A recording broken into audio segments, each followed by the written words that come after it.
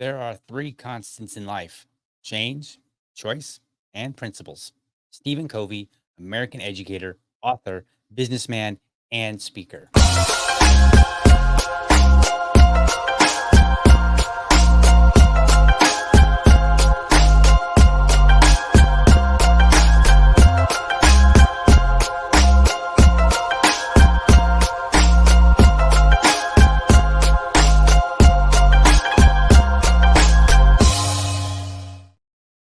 All right. Welcome to another morning episode of the Liberty Dad podcast, a discussion on politics and culture. If you're tuning in live, especially thank you for giving me your time so early. This morning, I have a special guest. We're going to bring on Hector Roos from the Libertarian Party of Florida, and he is going to be talking today about the presidential preference primary and why he decided to sue the whole state of Florida. So let's get him on here and see what is going on. There we go. All right, Hector, how are you? Good morning. I'm doing great. Nice to be with you. Absolutely. So let's just dive right in. What do you got going on here? You're suing the whole state, Yeah, I mean it's unusual when you see the entire state decide libertarians can't be on a ballot in Florida, but that's what we have here. right? And I think people have a right to hey, if you want to vote libertarian, this is your chance, right? And the state just basically took it away from you by saying libertarians are good enough to be on the ballot, and it was, just some basically a clerk, Mhm. or in the Department of State decided, no, check, we're going to put an X there, and not going to happen this year. And obviously, this is referring to presidential primaries that only happen every 4 years. Mhm. So either you contest the decision or you just let it stand, and maybe in another 4 years you take another look at it. Right. So let's kind of back up to kind of set the stage for exactly what the case was, or not the case, but what the situation was, and how things played out, and how you came about to making this decision. So, like, you've kind of given an overview. Let's kind of give a more historical view. Were we ever permitted to engage in the the PPP? I can barely say those terms. It's like a tongue twister. Sure. The basic answer is I don't know. I Because I don't actually think the Libertarian Party's ever applied to have one in the since the party's been in place since 1987. Hmm. I think the only time maybe something like that may have occurred was in the 90s, but that was before a constitutional change happened in 1998 that granted equal ballot access to all parties, political parties. Right. Okay, and then how did you come about making this decision? I mean, it was announced, basically shared over the holidays, that the Secretary of State rejected the application of the Libertarian Party of Florida to have a presidential primary. They decide, and for just the sole reason is, oh, you're a minor party. We don't give Mhm. you guys don't get you guys just don't get this. I'm like, wait a minute, that doesn't sound kosher. And have after having a dialogue with several attorneys, people throughout the party, I'm like, well, if is this important? Yeah. Do you not like this? I don't think any libertarian likes having their rights denied to them, or the opportunity to vote for a libertarian not granted to them when it's obvious they should have it.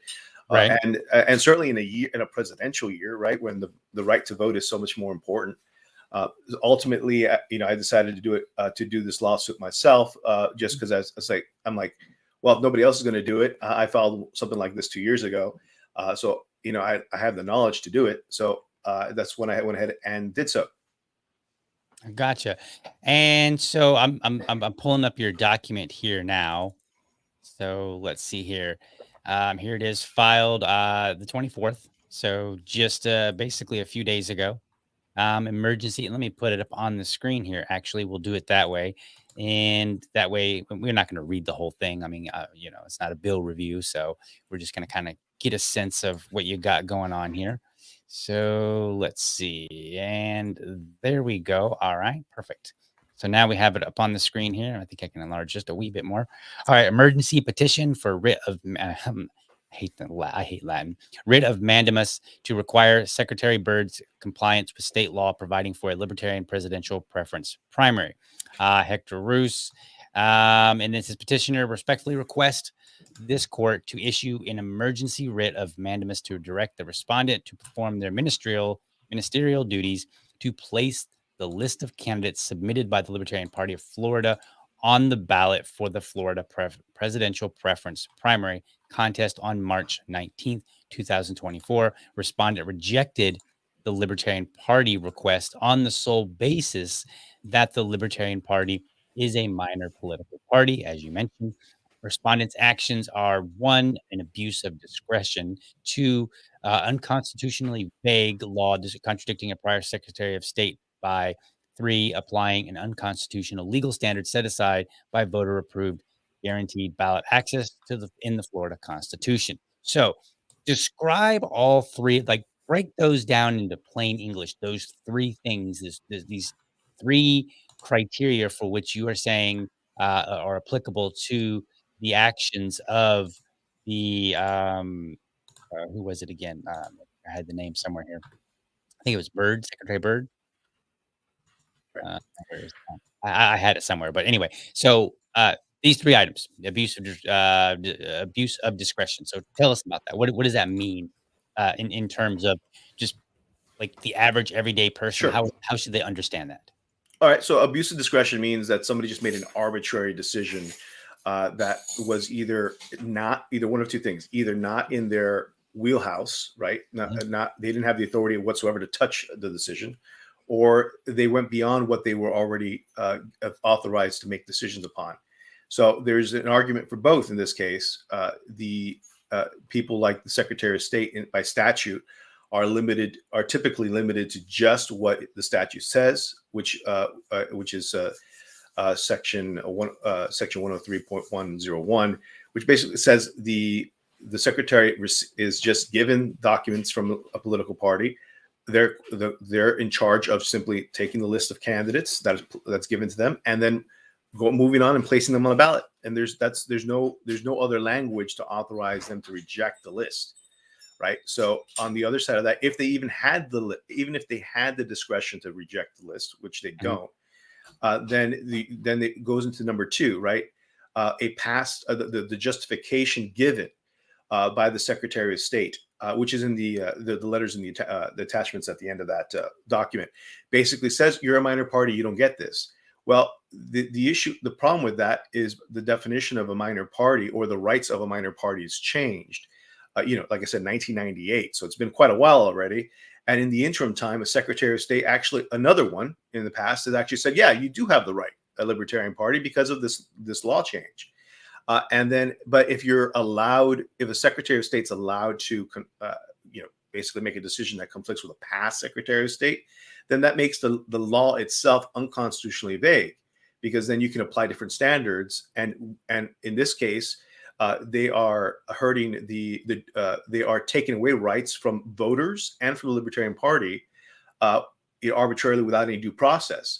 So if they have the ability to do that, then by definition, it's unconstitutionally vague, because then any future Secretary of State can just change their mind again, right? And that's what makes it unconstitutional. It's a Fourth Amendment issue.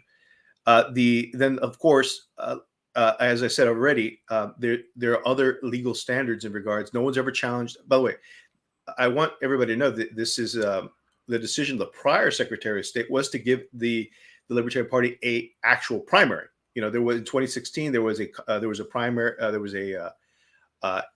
primary contest between two candidates vying for the U.S. Senate seat at that time, and it was kind of famous or infamous.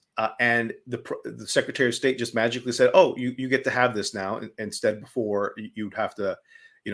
They would have imposed some kind of requirement for there to be like a nominating convention for that candidate, like in other states. So everyone's kind of surprised that happened. It was completely unexpected, but because it was the first time they applied the new constitutional standard. But now the Secretary of State's imposing a pre-constitutional standard. So And of course, there's been other Florida, U.S. and Florida Supreme Court decisions, both that is state court and federal court, that have made this discussion of a parity or equality at the ballot box another let's say quiver or arrow in the quiver about why this is just the actions of the Secretary of State were bad. Okay. So let me ask then, what's the value? Like, let's talk about two things. Let's talk about value and let's talk about rights. So a moment you've said several times, you said, hey, this is a violation of rights. So and I'm not trying to like I'm not trying to I want to break this down so that it's very, very clear for everybody, right? So that we fully understand, why is this a big deal? Because presidential preference primary, it's not binding, correct? That is 100%. It's not Okay. binding on any political party. So it's not binding. So it's basically a glorified poll in a sense, Right. right? How is this a violation of a right then? Because since it's non-binding, in other words, my vote doesn't actually go anywhere. It's not like the actual election where my vote can go toward selecting a particular candidate. In this particular case, it's just like how is this a right, and what are people missing out by not being able to have the presidential preference primary for the Libertarian Party? Okay, let's get philosophical for a quick second. Sure. Is the right to vote in the Florida or U.S. Constitution? The answer is no. I'm not sure about the Florida one, but I know the No, Constitution. Go ahead. it's not there. There is no Right. right to vote in the U.S. Constitution. Right. There's no right to vote in the Bill of Rights. Why is that? Because it's a derivative right from the right of free speech, the right of free expression, the right to complain to your elected officials, your public officials. It's a derivative right. So, in other words, whenever you and so my next question is, do you think we should have more expression or less expression in the political arena? We're libertarians. I'm pretty sure I can answer for you when I can say yes, we should have as many opportunities to express our will and consent to the political decisions being made around us. Mhm. By virtue of, so that's a right. This is fundamental right, and where it's coming from, not because of the right to vote.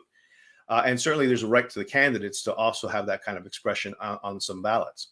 Now, the issue is we're supposed to have, the government is supposed to treat all our speech, all free speech, all freedoms of expression equally, right? So that not one is greater than the other. In other words, you can't deny one and then say another one, you can have it. But unfortunately, what we have in the state of Florida is that we have millions of dollars are spent in pursuit of primaries, presidential primaries, that go to subsidize the two major parties.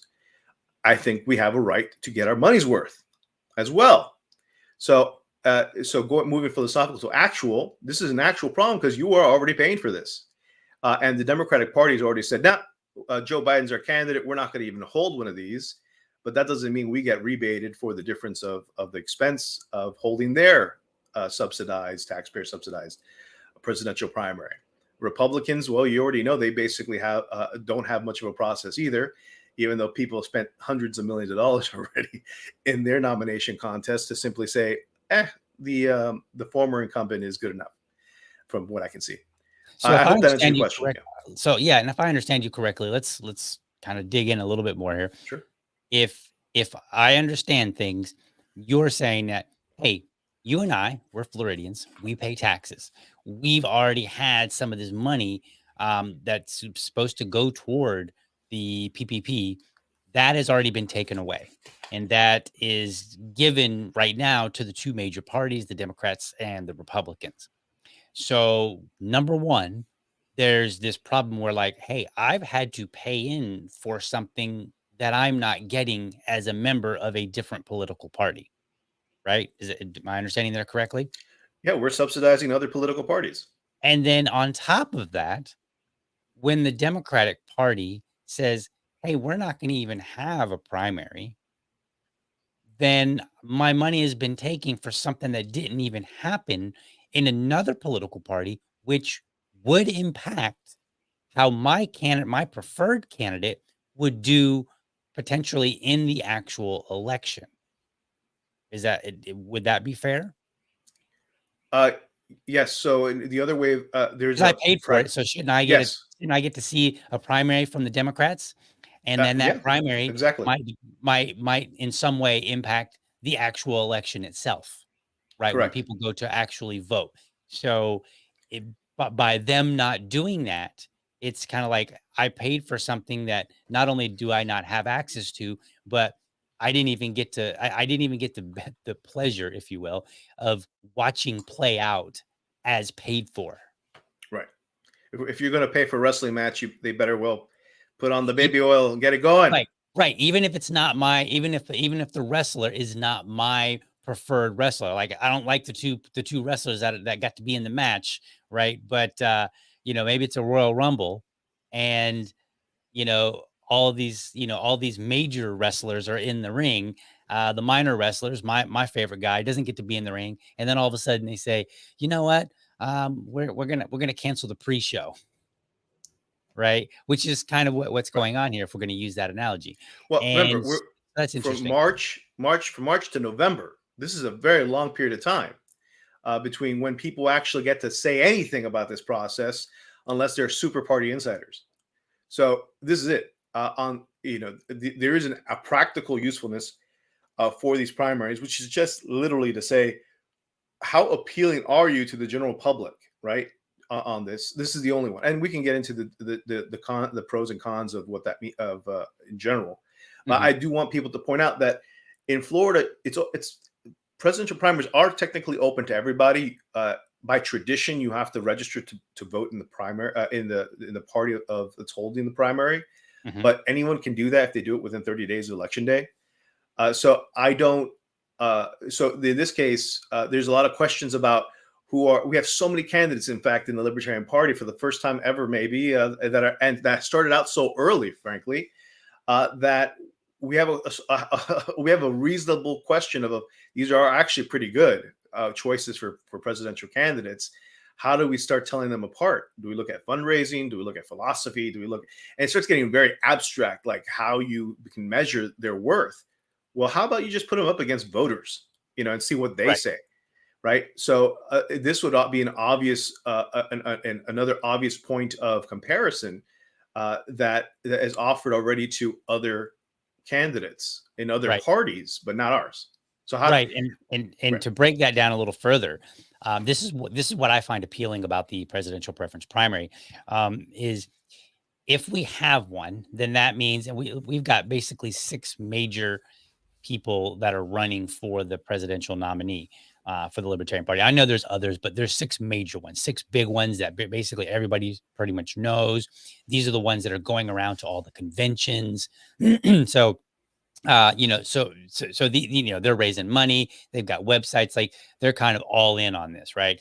And one of the things that I've noticed is that we libertarians, we love watching the debates. Like Georgia just had their debate, everybody got fired up and tuned into it, that wasn't able to be present, and then we're listening to their answers. And frankly, a lot of the questions are, how would you talk to voters? How would you what would you say, in this particular case, right? And so we kind of give them like these hypotheticals, like, right, like how would you accomplish this? How would you tell people about Libertarian Party? What is your goal? All this good stuff. With the presidential preference primary, people don't realize what ends up happening is the candidates now would, in theory, would come to Florida, or in some way, maybe their supporters would go out and tell everybody about those candidates.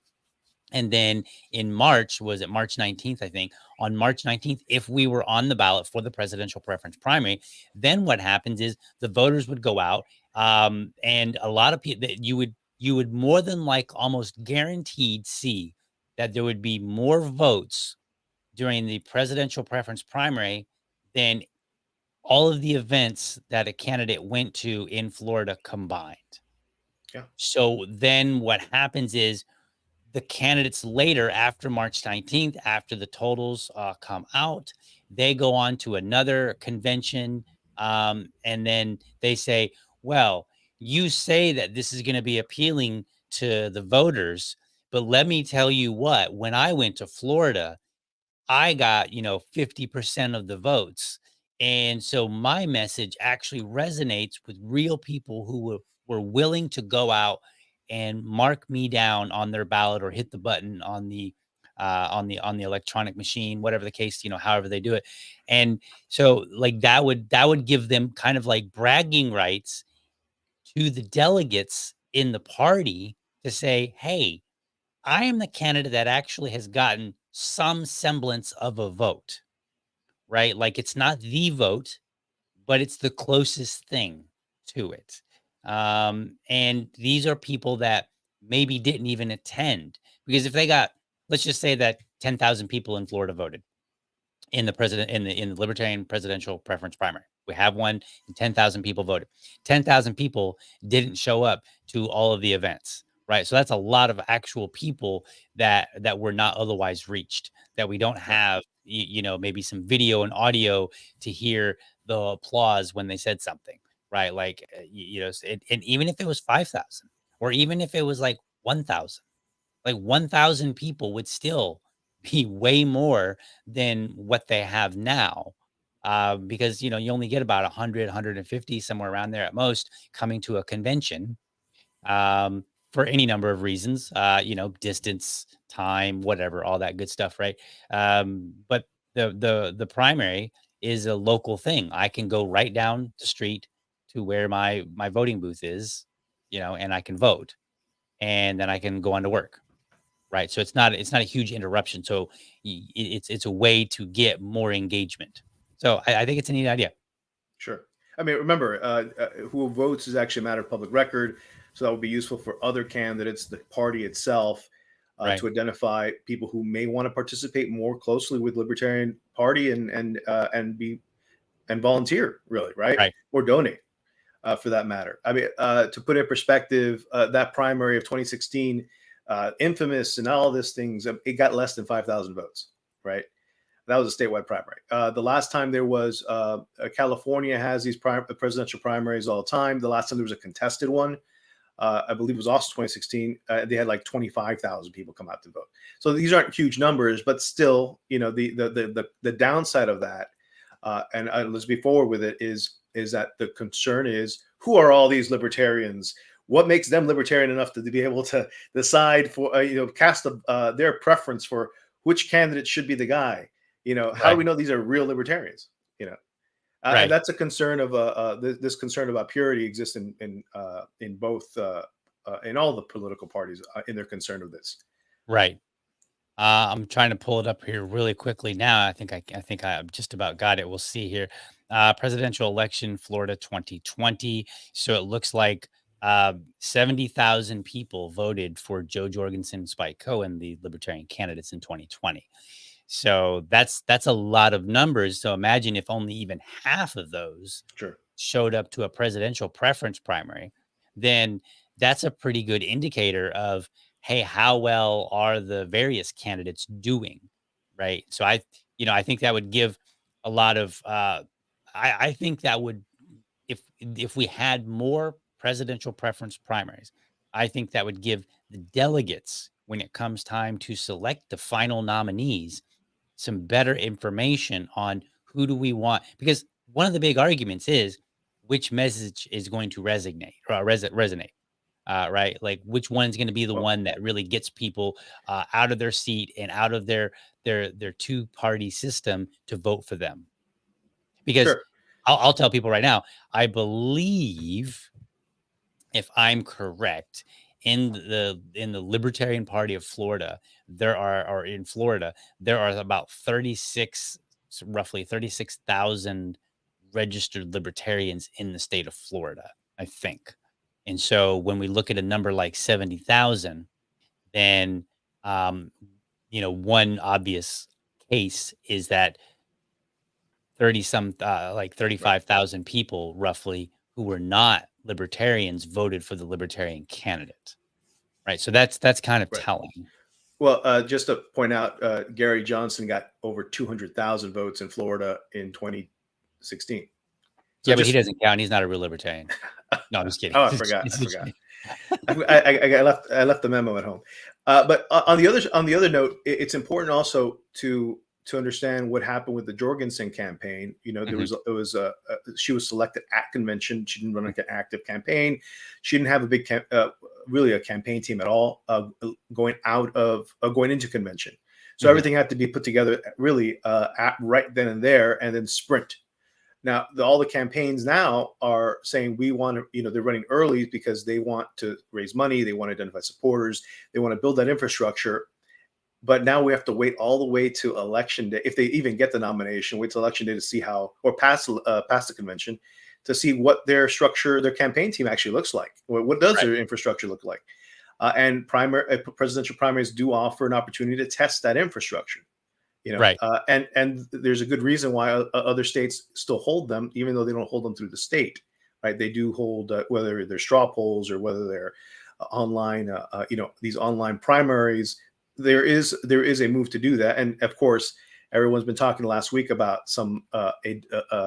a third party neutral group holding a debate, which the libertarians are invited to attend if they get enough votes, right, Right. for their candidate.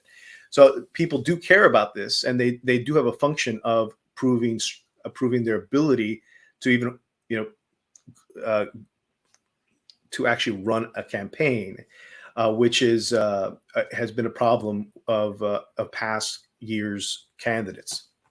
Right. And, to your point, I want to pull something up on the screen if I can get to it quickly enough without putting too much dead air here. Um, you were talking about like people actually do care, and there's this like poll, and like our candidates right now, I see it all over Twitter. They're like, "Hey, go vote for me." I mean, like every one of them, I think, has been like, "Hey, go vote for me," and there's even been claims like within our, because how libertarians love to be cantankerous with one another. There are claims like, hey, is so and so trying to game the system? And here's the funny thing, and I'm trying to kind of like talk my way into having into getting this information up really quickly here if I could find it. But there was here it is. I'm going to try to pull it up on the screen. Give me just a second here, and I will have it up on the screen because I think this is very, very interesting. So let's see here. Let's do this. Give me just a second. We're almost there. We can do it. All right.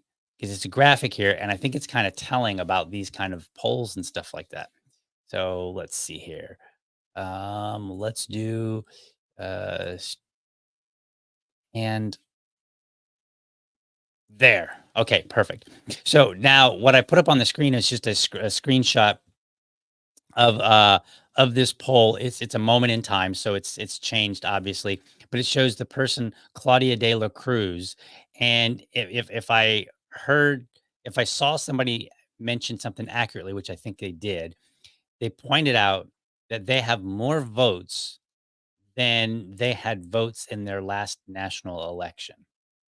Right, like, there's more people that voted for this Claudia de la Cruz, and I'm not sure exactly what party she is from, but those 102,000 votes represent actually more votes than whatever party she's a part of Sure. received in the last federal election. So in other words, what this is saying is that apparently this is so important that whoever this person is decided, let's game the system so that I can be in this debate. And I think what only six people are going to be the top six. Is that what it was? Right. The top six people are going to be in the debate. And so we've got like Claudia de la Cruz, Cornell West, Jill Stein, Peter Sonsky. Let's see here. How was that? That's four. Jasmine Sherman and Robert Kennedy Jr. So what's interesting is of these names, there's like 3 that people would recognize potentially. And some people may not even recognize any more than about 1. That's Robert Kennedy Jr. So it depends on how plugged in people are, whether they'll recognize Jill Stein, Cornell West. But then I think after that, the names start getting a little bit more vague for most people. I don't know who those other 3 are. And I don't know. I'm sure I'm familiar with their parties if I knew what party they were associated with. So, Sure. like, so these kind of things matter, right? Like we've got um these kind of polls and primaries and things, and people to some extent do care about them. Um and so I think you may be onto something here by saying like we need to fight against the state and say we need to be in there because we're Sure. the third largest political party, right? Like if people like Claudia de la Cruz feel it necessary to go and game the system to get in a debate, then maybe it's important enough for us to fight But our own by state the way, government to say, let us have access to this thing. let me point out that Claudia de la Cruz, Claudia is the candidate for the Party for Socialism and Liberation, PSL. Oh, okay. Gotcha. So basically, the top, the joke around libertarians is that most of the list has been gamed to socialists to on top of that list, Right. or and possibly that they use some kind of automated voice over IP technology to game the vote tally. But Right. aside from that, to your point, this is it's a good process. Uh, whether it's taxpayer paid, which is actually anathema to our platform, or it's run privately through state affiliates or through third parties like this, groups like this. It's a good idea to get a measure of who can compel the most votes from our candidates and see who's the best organized, who has the most support. I mean, objectively, we need something objective, right? Not subjective. Ultimately, and we can't use money because libertarian candidates really don't attract a lot of money. Self-funders are interesting, but that doesn't prove their viability either at the ballot Right. box. So, what's the next best thing? Start doing straw polls, start doing polls, just general polls, Mhm. still holding debates and getting people to actually and elicit a grade, like the way that the Oxfordian style, right? Mhm. You start doing these invitations.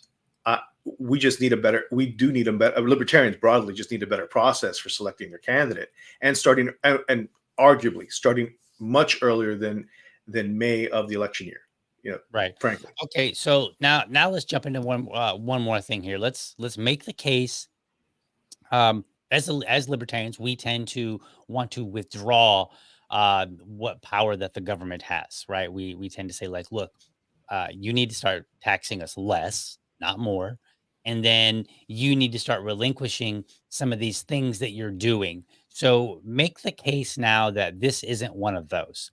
That that we are better off um, fighting the state and saying keep taxing, because basically here's what you're saying. When you say let us in, you're saying keep taxing us, keep overseeing this, right? So you keep doing it. So make the case for that versus the case for, hey, why don't you just tell the state you shouldn't tax us at all and fight to remove the system entirely, and then even make the argument, say, look, the Democrats, they didn't even want a primary, and I think the Republicans did it the last time. I think in 2020, I think it was, the Republicans said, we're not having a primary. And because I remember one of my friends got really mad and he switched parties, not the Libertarian Party, unfortunately, but he left the Republican Party because he wanted to vote against Trump. And so both the Republicans and the Democrats have shown that, hey, there are situations where we're content with not even having one. And so maybe there's a case to be made that, okay, fine, nobody should have one and everybody should get their tax money back. So why should we choose one over the other? I mean, it's a great point. It's we are so the Libertarian Party is so small that being let in really doesn't put a damp doesn't really put a burden on taxpayers, because obviously we're already covered. But the point is that in the current budget, that is. But here's the deal. I'll give my I am personally against holding taxpayer or that is government run and taxpayer funded elections. We, for the most part, what do we really need all this? It's basically subsidizing, especially the primaries, right? Particularly the primaries. It's subsidizing the internal nomination process for a political party's nominee. That's insane, right? Because then, but this is the system we have in place, whether you like it or not. So my pitch is, hey, this is a shot across the bow. If we get it, and other people are making the claims they have to get it, the legislature will have to change the law, because by simple, just extend the logic, right?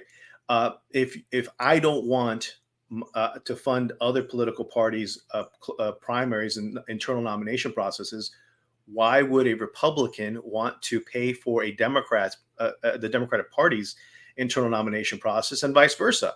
And especially nowadays when the Republican Party is basically dominating the state legislature, this is a great question to follow up this lawsuit with. Mhm. That is, well, do Republicans, have you asked your constituents? Are Republicans happy that you are sending your taxpayer funds to subsidize the Democratic Party? And that's a very clear question. And I think at the heart of it is we should go. The alternatives is a convention system, a caucus system, something that's not taxpayer funded. Gotcha. All right, one last question, and then we'll start wrapping it up. So I want to put something else up on the screen here, and then kind of get your thoughts on this. So let's see here, right there. We'll see if we can't get it up on the screen and make it nice and big so that everybody can read it. But I will also read it for anybody that might be having a little bit of trouble from on maybe they're watching on their phone or whatever. So this is a list of the political parties here in Florida. The major political parties are the Democratic Party, and the Republican Party, of course. Then we have the minor political parties, the Boricua Party, never even heard of them, Coalition with Boricua, a Purpose, Coalition with a Purpose Party, Conservative Party of Florida, Constitution Party of Florida, Ecology Party of Florida, Florida Forward Party, Green Party, Independent Party, Libertarian Party, No Labels Party. It's an oxymoron. Party for Socialism and Liberation, Florida, and then People's Party. So, how applicable is our case to these other 11? On principle, it applies to all of them. In actuality, it only applies to the Libertarian Party because only they applied for a presidential primary on time and properly. Okay, But so right, if the but I other want to ones point out applied that for it, seven of those minor parties run presidential candidates. okay, 7 of them. okay, and so in theory, it would be applicable to 7 others, or In well, 6 theory. others. But for this case, it would only apply, and particularly to the lawsuit, would only apply to the Libertarian Party. Okay, gotcha. Yeah, because my next question was going to be like, have you reached out to get their support, like kind of like like a little coalition, maybe a class. I'm not sure if class action is the proper term, but basically the effect of like, hey, let's get together and we will all plead our case collectively together against the state. But apparently they don't really have any standing, so it'd be pointless for them. Right. For the most part, but I have reached out to them in the past, and Mhm. some of them are just they're small for a reason, just like the Libertarian Party. They're some of them are just content to a very small selection process for their candidates, and for the most part, No Labels doesn't even have a process in place yet. People's Party, I don't know what they're doing this year, and a couple of the other parties just haven't gotten that far along in their nomination process. Gotcha. Okay. So basically, however small people think we are, they're even smaller. And they're even less organized than we are and less prepared for this kind of a task. Right. Gotcha. Okay, fair enough. So that's what we got. Did we miss anything else? Is there anything else that we need to cover, Hector, on this lawsuit? Well, there is, and which is the bigger scheme of things, is like how do we want to the biggest challenge for a presidential candidate is how do you appeal to non-libertarians and frankly libertarians who aren't part of the internal decision process to Mhm. convince them to actually come out to vote for you, right? This has been the biggest drag in the selection process generally, and really probably one of the biggest knocks on the Libertarian Party as well is how are you reaching out to non-libertarians, people out there that want to hear from you but aren't, and inviting them into the selection process or inviting them to something to convince them that to vote for them and not waiting until November, right? Mhm. So ultimately there are tons of answers to this, but if you notice there hasn't been a lot of action on any side, whether it's candidates or the party or regardless. So this is a very important consideration for using at least the existing tools that are exist in law to get there. And while we have it, we should make it available to us until we can replace it with something in the private sector. And that's really at the heart of the matter. How do we actually compete against the political establishment and the uniparty when we're not using, we're actually not using all the tools we have available to us, or we're not even attempting to do the basic outreach efforts to organize voters outside of the 100 or so that do come out to a state convention. Right. It seems to me that our best bet, if we want to compete, this is and this applies to basically any underdog, is to use whatever means you have available in the system for which you are operating, and then seek out other means beyond that system. Right. So this would be like in terms of like say media exposure, this would be like saying, okay, if we can get on CNN or Fox News or MSNBC or wherever, then let's not turn that down. Let's keep trying to get on that. But in the meantime, if we can get on Tim Pool, right, somebody's podcast that's very, very big, well, heck yeah, we need to get on that as well, right? We need to utilize the more mainstream methods, but then also use alternative methods to the best of our ability, because the fact of the matter is we are the underdogs, and the underdogs have to fight 2, 3, maybe even more times as hard as others. So how can people help you? Well, you can reach out to me through social media. I'm available at Roos for Florida on Facebook, Instagram, Twitter, or what's now X, right? Mhm. And I want to, and I would say one last thing about as a party message to candidates who are running, and we have a lot of great candidates. But imagine this: for the last 2 decades, the Libertarian Party candidate has been selected actually at convention. Like there was no, there was and continues to not be a clear winner going into convention about who's going to be the nominee. And oftentimes there was a nominee that was selected at convention that wasn't running beforehand. Whether it was Joe Jorgensen.